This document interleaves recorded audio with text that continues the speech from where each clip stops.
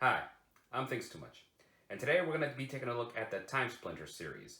Timesplitters is a series filled with great creativity and imagination that has mysteriously not seen a release since 2005, but I think highly of these games, and many people do as well, and I think it's time we pay our respects to these games.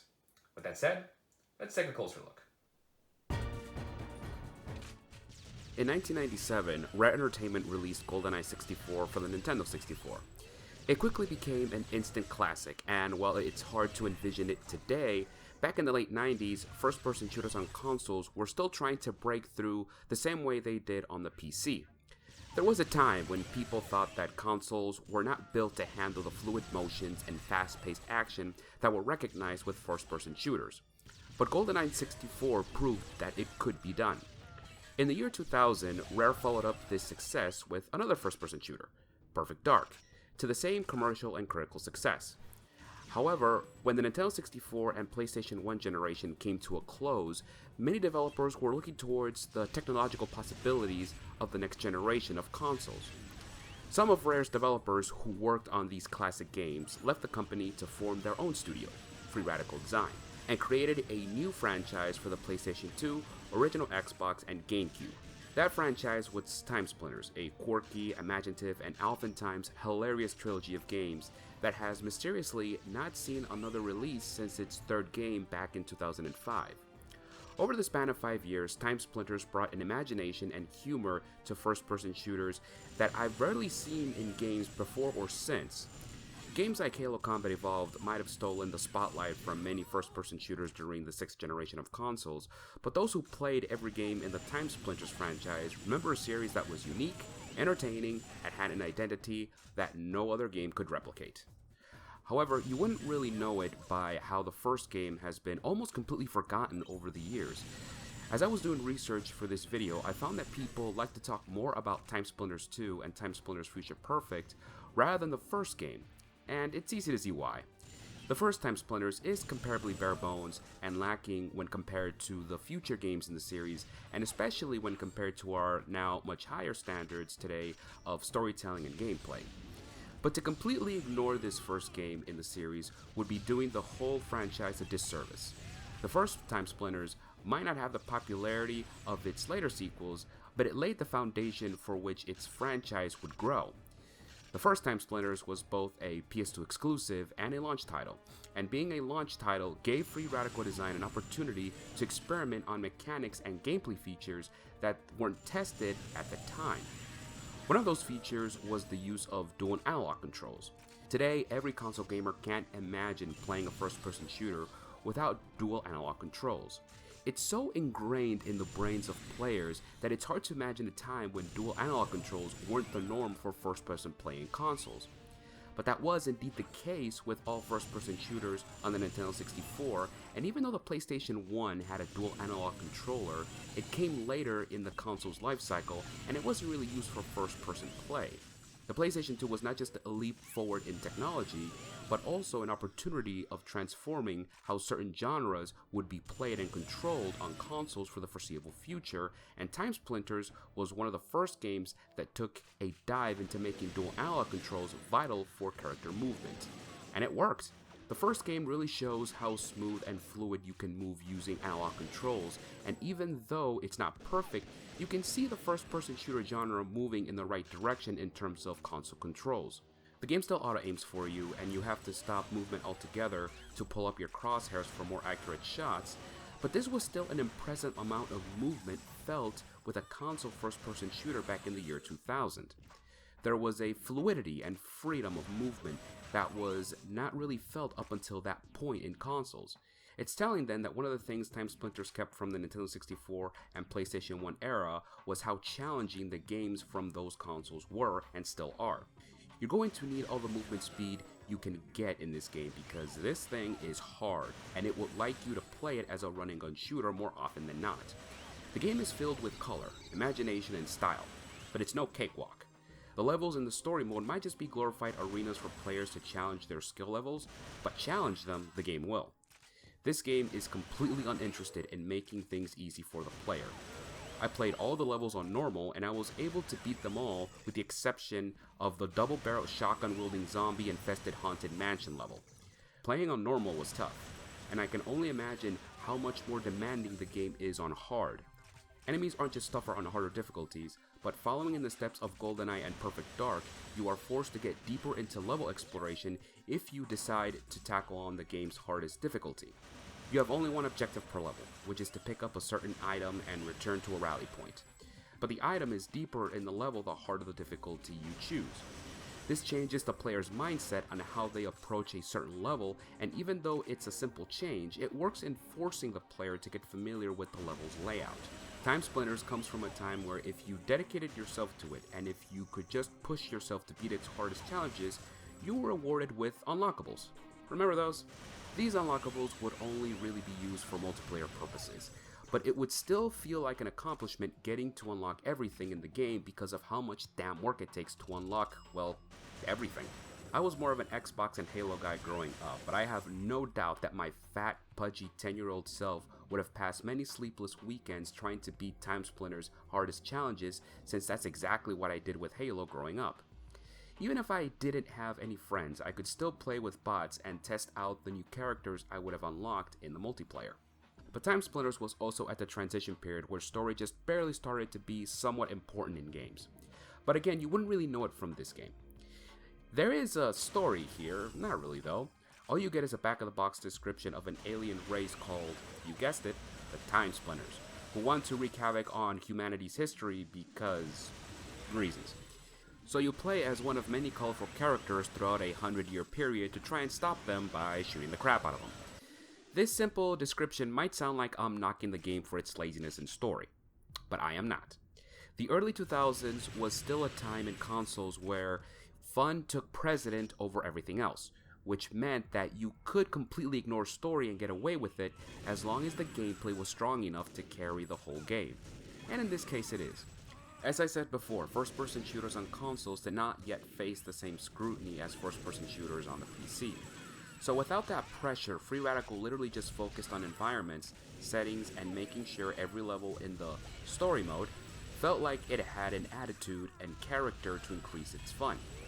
The story might not be told through narrative, but is told through environment, and the simple premise of aliens attacking human history throughout time gave Free Radical the chance to go all out and experiment with environmental level designs through the thinnest of plot threads.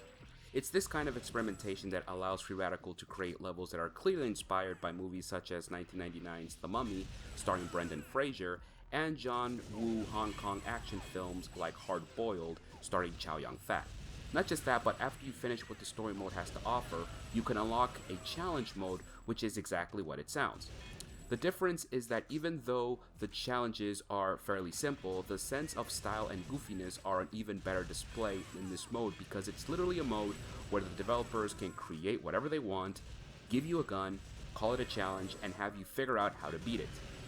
Challenges range from killing 50 duck people in a certain time limit to saving lobsters from terrible hungry humans, to killing zombies in very specific ways. You unlock even more content if you complete these challenges, assuming you can beat some of the hardest ones. Even if these challenges don't reach your imaginative level, you can always go to the arcade mode and map maker and use the developer's own tools to create game modes and maps that can be as balls crazy as you'd like. Map makers weren't new by the year 2000, but Timesplitters was one of the first games to have this option available for consoles, however simple it might have been compared to today's standards. In a 2000 interview with IGN, one of the core directors of Timesplitters, Carl Hilton, explained how the developers wanted this game's backgrounds and environments to be different from the games they created in the past. Quote, "In terms of design and backgrounds, I would hope most players will see an evolution from the background in games we have previously worked on. We are still very keen to really try and immerse players in believable and interesting settings. However, we are also keen to stretch people's imagination a little and push them into a few more fantasy locations without resorting to any of the old first-person shooter cliches. While we take gaming very seriously, we are also trying to inject a little lightheartedness into the genre." End quote. While I appreciate Carl trying to make a believable and serious game, it's quite obvious from this first game that they would be going the lighthearted direction for the series. But in this case, it's a good thing. Great even. If anything, being lighthearted and using fantasy in a sci-fi setting helped set up Timesplitters apart from anything that was on the market at the time, even if it didn't fully have its own identity just yet. But launch title or not, Timesplitters was still something new, something unique, and something that would keep getting better with upcoming titles. In many ways, Timesplitters 2 feels like the game that Free Radical Design wanted to make from the get-go. The first game, while good, was more focused on showcasing the power of the PlayStation 2 and throwing gameplay and thematical ideas with very little plot to tie them together. However, with the first game's success, Free Radical could now realize their vision for what they wanted the Timesplitters series to be. It's easy to say that Timesplitters 2 improves on pretty much everything that the first game presented, but it's more than just an improvement, it's an expression. The 2000s in console gaming were a time where graphics and story were starting to be taken seriously, and many developers wanted to meet the demands of a gaming population that asked for more meaningful gaming experiences. Graphics were getting more realistic, and stories had more weight to them. Timesplitters 2, however, follows in the footsteps of its predecessor by amping up the humor and the style, going against the tides of the time. To start out, there is a story this time around. A very simple, very basic story, but a story nonetheless. The gameplay is still king, so the story contorts around it. You play as Sergeant Cortez, and along Corporal Hart, you take on the Timesplitters in the year 2401, who this time they have a more unique and definitive look than the weird spaghetti/zombie monsters of the last game. It's a classic sci-fi story of aliens bad, humans good. It's the presentation that makes this story feel like it has more weight in a lighthearted sense. Before you even start playing, there is an introductory and action-packed cutscene of Cortez and Hart infiltrating a Timesplinter space station that describes everything you need to know about our heroes, the Timesplitters, and the adventure about to be had. It might be derivative, but it works perfectly here. The game doesn't take itself seriously, but it does take the fun the player is about to have very seriously. The game travel plot is now in full swing, and it's this narrative thread that goes a long way in letting the developers get creative with what they let the player do and what they can get away with in terms of environment and setting. To stop the Timesplitters from screwing with humanity's history, you have to go to various time zones that lets the game express its humor by exaggerating the history of whatever time you are going to great comedic effect. From the streets of 1920s mafia-infested Chicago to the inaccurate future of 2019 Neo-Tokyo, clearly inspired by Blade Runner, and many more movie references and inspirations along the way, you'll be hard-pressed to find another game in this or any console generation that has as much fun and creativity with where it takes you. Some might argue that it's all artificial, since you are essentially doing the same thing in every level, just with a different coat of paint and somewhat time-accurate guns. I would disagree. These changes might seem superficial, but they go a long way in making you believe you are in the time zone that you're in, even with the free-range exaggeration that the game is clearly having fun with. Of course you play as a hard-boiled detective in the Chicago level as you hunt down a mafia boss. Of course you see flying cars and neon lights in Neo-Tokyo as people wear glasses that will make Cyclops from the X-Men proud. But you can only find a Tommy gun when you are in Chicago. And when you play Neo-Tokyo, the tech is both weird yet familiar at the same time, minus the flying cars. Yeah, there are small differences, but they do make a big impact. Not to mention that every time you start a level, you get a small intro cutscene of a character you're playing as from each specific time in history so that Sergeant Cortez doesn't stick out like a sore thumb. These intro cutscenes are humorous, and even if they don't make you smirk, they are in keeping with the style that the franchise is now going full speed ahead with. All this combines to give each level a sense of place. It would have been easy to simply just start a level and say, okay, so this is the Notre Dame level, and oh, it's creepy, so start killing zombies. Have fun. And most players would have been happy with this. but instead you get a Phantom of the Opera-like introduction to let you know that this will lean more on the classic cheesy zombies and cultist side of things, with a special guest being the Hunchback of Notre Dame himself as he saves his big busted ladies. All of this makes the Timesplitters universe feel believable. Ridiculous, but believable. Where the first game focused more on a run-and-gun approach to its gameplay and level design, Timesplitters 2 lets the player decide, for the most part, what type of experience they want to have. You can play it on the easiest difficulty and run past every level just like in the first game, but you would be missing out on much of what every level has to offer since objectives are added depending on the difficulty you choose, a clear homage to the layout of games like GoldenEye and Perfect Dark.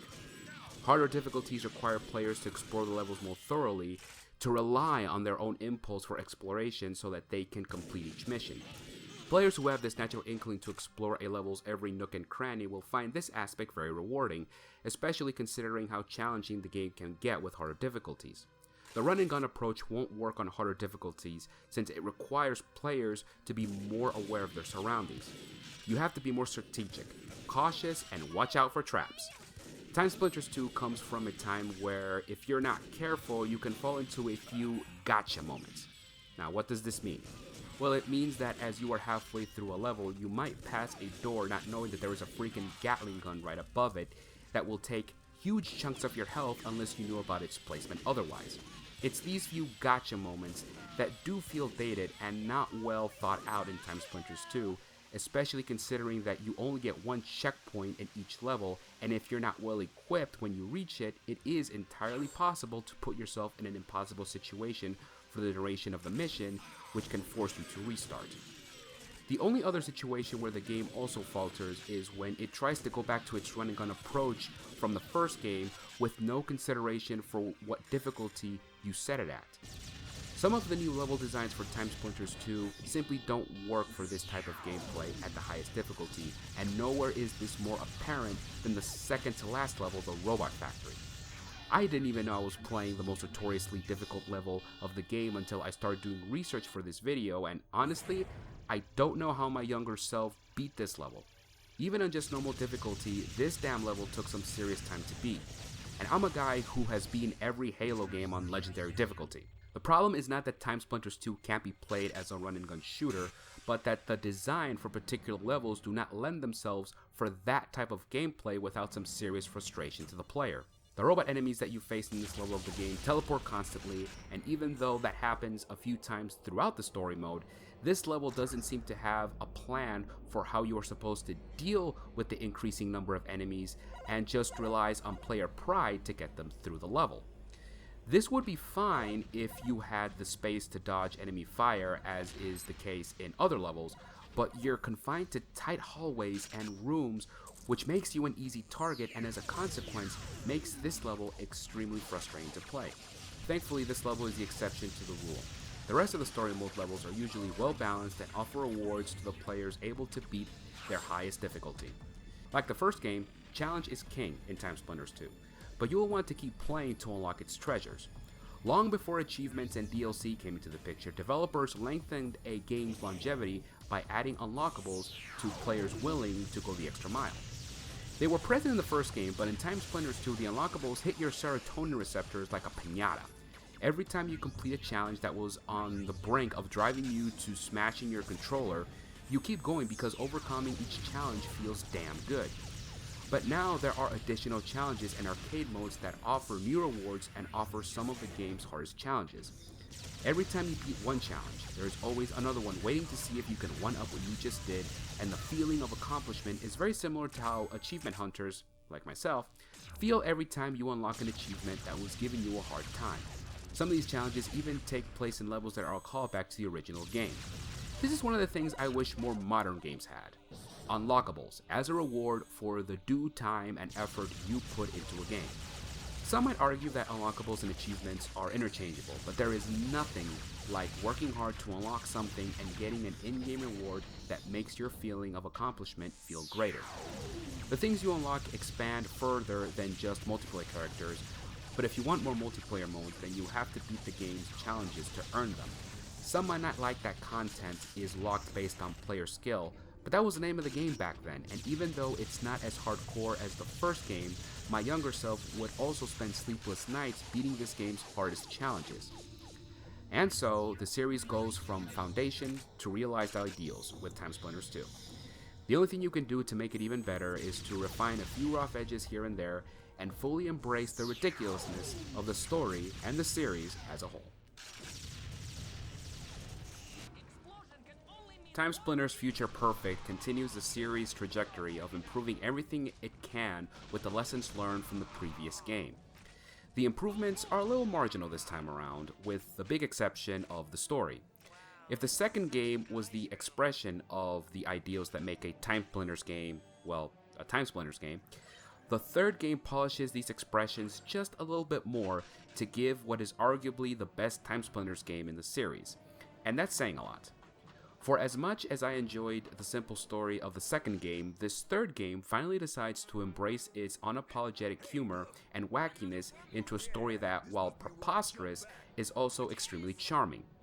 Timesplitters Future Perfect might seem at times like it's trying a little too hard to incorporate its humor into the story, but it's so honest and pure in its attempt that you can't help but love it for it. Once again, you play as Sergeant Cortez.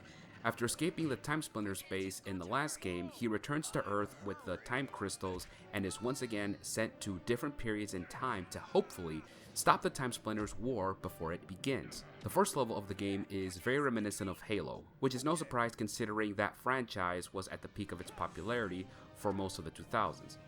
However, rather than copy Halo, Future Perfect contorts Halo into something that is more legitimately funny. Like the first game, Future Perfect does not take itself seriously, even though this is the first game to be rated M for mature. This once again allows for freedom of expression, but now the team at Free Radical want to tell a legitimately cohesive story, and taking that story seriously while still making fun of it is a delicate balancing act. The balance is mainly accomplished by the game's protagonist, Sergeant Cortez. Cortez could have been like many other Space Marines before him, brave and likable, but bland and by the numbers, just there to serve as the player's avatar like he did in the second game. However, this game subverts this expectation by making Cortez one of the dorkiest, yet one of the most confident characters I have ever played, and while it might seem like I'm knocking Cortez as a character, I'm actually not. The series' attitude at this point has been set in stone, so while it is logical that Free Radical would take some inspiration from other games at the time, this is still a Timesplitters game, and Cortez exemplifies this to a T. Cortez has a lot of back and forth banter with Anya, the mission briefer back in his own time, and there are many times when she needs to keep him in check because Cortez is a very impulsive guy. There is a running joke in the story where Cortez will meet his past or future self due to finding wormholes in specific parts of certain levels. Even though Anya keeps telling him not to do it for danger of creating a time paradox, Cortez does it anyway and reassures Anya with a "Don't worry, I'll be careful" every time he does it, even though you can tell he's clearly wigging it and just wants to meet himself because that's how full of himself he is. These parts where Cortez literally plays with himself does provide the game with some of its funniest moments the game has to offer. Even when cutscenes are recycled, the idea of past and future Cortez goes a long way into making you feel like there is a difference in perspective, even if the developers clearly did this to cut some corners without making it obvious. When you first meet your future self, you're filled with curiosity as you explore how you will get to that point of the game. And then you finally reach that point and actually get to play what future Cortez was doing as past Cortez does what you did just a few minutes ago. So you're doing something different even if you're really just repeating the same section again. Seeing Cortez interact with himself is humorous simply because it's like seeing two bros telling each other how cool they are, and thankfully this happens enough to stay funny but not too much as to become annoying. Not to mention that Cortez's catchphrase, "It's time to split," has become the catchphrase for the entire series thanks to Cortez's portrayal in this game. This isn't even taking into account the side characters that accompany Cortez in almost every level. To be honest, these side characters are more like side caricatures. They're all one-dimensional and fit one stereotype or another. Yet, Future Perfect uses this to its advantage and uses the stereotypical nature of each caricature to elevate each level's fun factor and humor. When you go on a mission in 1924 off the coast of Scotland, who's your companion? Why, a swashbuckler with a horrible Scottish accent, of course. When you go to a haunted house in 1994, who's your companion? Why, a barely legal teenage girl in the vein of classic 80s horror movies. Duh. None of these characters are meant to be taken seriously, but they are meant to remind you that this is a Timesplitters game, and by playing up the imaginative ridiculousness of each level and interacting with Cortez in genuinely hilarious ways, as this cutscene exemplifies. This should take us to Crow's secret lab. I'm ready. I pressed it already. Yeah, right.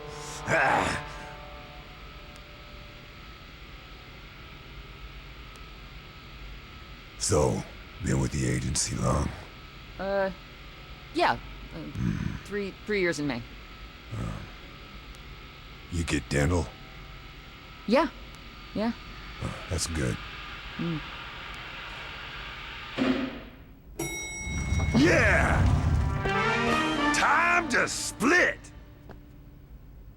I'll get the next one.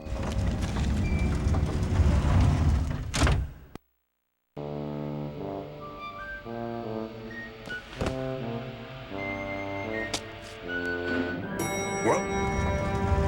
Oh! Let's go!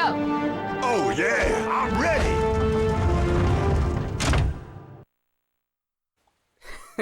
Okay, if that cutscene didn't at least make you chuckle, then I worry about you.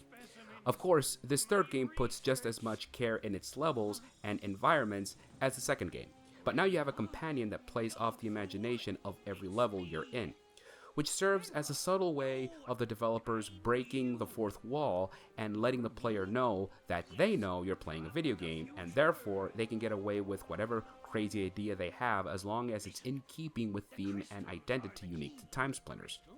If you explore levels thoroughly, you can even catch enemy NPCs chatting with each other for extra plot details or for jokes.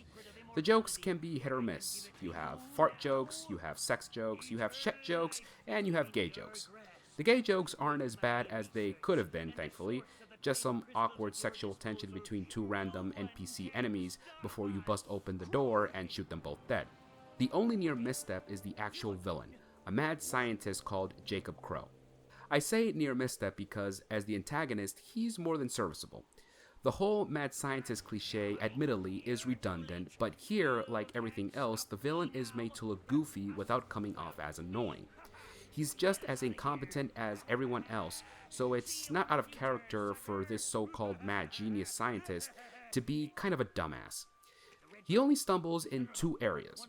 One is when you find out that he is the one who created the Timesplitters, the antagonist for which the entire series is based on, and this is unnecessary.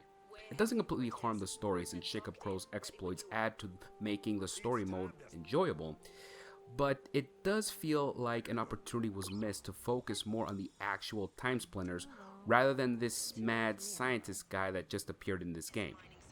I know that the Timesplitters weren't a fully fleshed out antagonistic faction when compared to, say, the Covenant from Halo, but they were still individualized enough to make you want to fight them as their own unique threat.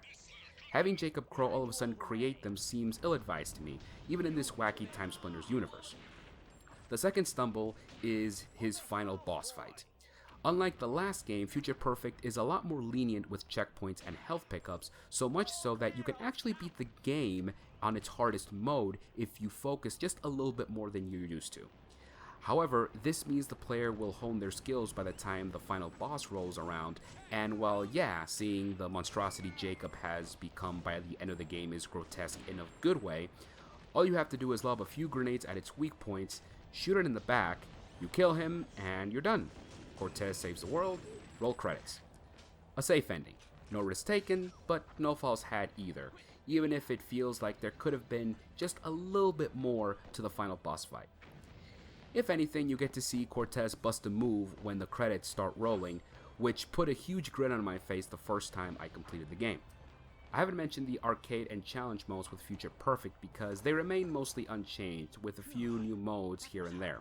Some enjoyable, like playing mini-missions inspired by the previous games, Others, not so much, like racing a cat for 3 laps with loose and inconsistent racing physics. They're just as addicting as a previous game, and if you want to unlock everything, it's just as much of a time waster in the best way. But now it's been over 15 years since the last official Timesplitters game has been released, and the license has been all over the place when Free Radical went out of business in 2009, when their next game, Haze, turned out to be, to put it mildly, a complete flop. But all is not lost. Fans are currently working on a remake of the first Timesplitters, and even though it's a fan project, a lot of passion is being put into what's now being called Timesplitters Rewind. I do hope it succeeds because, while short, the time Timesplitters had a presence in the video game market showed how far humor, creativity, and a little imagination can take you. If Timesplitters Rewind is successful, maybe we'll get a Timesplitters 4. But even if we don't, the original 3 games can be proud of their unapologetic attitude and confidence, and of making your own path when everyone else was following the crowd. Thank you all for watching.